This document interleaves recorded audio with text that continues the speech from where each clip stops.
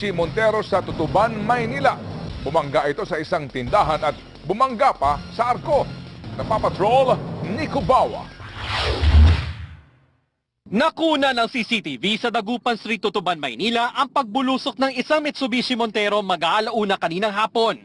Ayon sa driver na si Evelyn Ocray, pababa sila sa exit ramp ng isang mall nang biglang dumiretso ang SUV sa kalsada. Kahit anong apak namin wala. Tapos tinatry namin sa patayin yung susi or wala, ayaw po talaga. Nabangga ng SUV ang tindahan na ito. Swerteng nakaiwas ang tindera na si Ali Nida nang mapansin niyang sumisenyas ang gwardiya.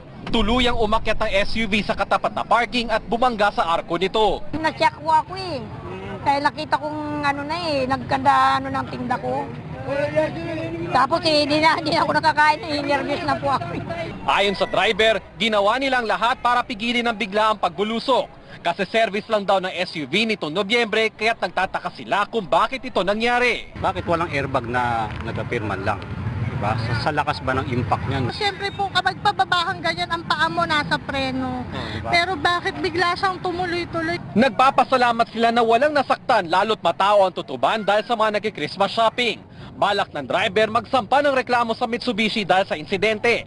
Una nang pinaimbestigahan ng DTI ang Mitsubishi dahil sa ilang insidente umano ng sudden unintended acceleration o biglaang pag-arangkada ng sasakyan. Pero pinaninindigan ng Mitsubishi na walang diferensya ang kanilang Montero. Nagsampa na ng kaso ang DTI laban sa Mitsubishi Motors Philippines base sa reklamo ng 24 na biktima umano ng sudden unintended acceleration.